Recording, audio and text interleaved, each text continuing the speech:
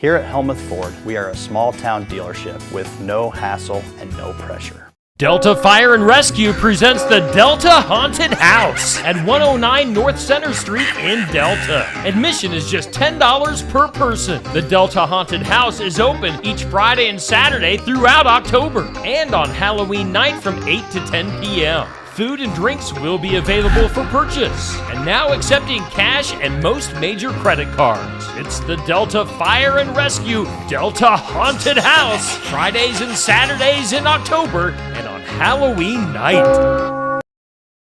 Sigourney Keota football fans, Steve Shetler Media is teaming up with Clint Dye of Tag Team Photography to bring you coverage of Sigourney Keota football this fall. You've seen Clint's fantastic photos of Sigourney Keota football over the last few years. And now Clint is bringing those talents to be showcased on Steve Shetler Media. We're going to have pictures and action shots of each and every game, an in-depth article, and a video highlight of the game as well. You won't miss a thing with Sigourney Keota football coverage right here this year on Steve Shetler Media. Mayhem Haunted House at 13011 120th Ave in Ottumwa invite you to their second annual Trunk or Treat and Lighted Tour on Saturday, October 12th. Trunk or Treat from 6 to 7 p.m. is free. Lighted Tour from 6 to 7:30 is $10. And get a full scale from 7:30 to 9 for $15 per person. Come find out why Mayhem Haunted House has been voted the best haunted house in Iowa for multiple times. Open for the Halloween season, Friday and Saturdays, October 18th through November 2nd. Cost is $15. Get ready to scream at Mayhem Haunted House in Ottumwa. For the health of your future crops, minimize soil compaction during harvest, reduce deep tillage, and just fill in those ruts on Successful Farming Radio. Successful Farming Radio, providing information farmers need in the field, in the shop, and in the office. Committed to growing your business in agriculture. Check out our full lineup of Successful Farming podcasts. The Successful Farming podcast goes in-depth into the topics that affect farmers and ranchers. The 15 Minutes with a Farmer podcast offers a quick conversation between an editor and a farmer.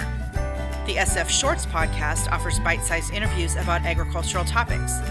And the SF Daily podcast covers commodity markets, weather, and the big things happening in agriculture each morning. Search for Successful Farming wherever you download your podcasts. Welcome to the soothing sounds of cropland seed. It's the kind of sound you only get with broad access to high-performing genetics and traits, and years of data from extensive testing. Also, retailers can recommend what will work best in your fields. Take some stress out of your season. Talk to your local retail seed expert about cropland seed today. Harvest machinery is getting larger and heavier, which means an increased risk of compacting the soil as it travels through the field. Soil compaction has a significant impact on water infiltration, root development, and even yield losses the next year. Jody DeYoung-Hughes is a regional extension educator at the University of Minnesota. She says the number one natural defense you have against soil compaction is soil structure. So when you see those little aggregates in your soil, those act like mini columns in the soil that help hold up the weight of equipment as it's going over. So the more tillage you do, the more you break apart each of those little aggregates, and they just don't have the strength to hold up equipment. So as you're breaking up the structure, you're adding a lot of air into the soil, but air cannot hold up equipment. Deflate the air pressure in your tires and try to avoid driving on wet soil. If you've got no choice but to harvest in soggy conditions, don't fill the combine bin all the way and maybe only fill the grain cart half full. This will reduce the axle load and the depth of compaction.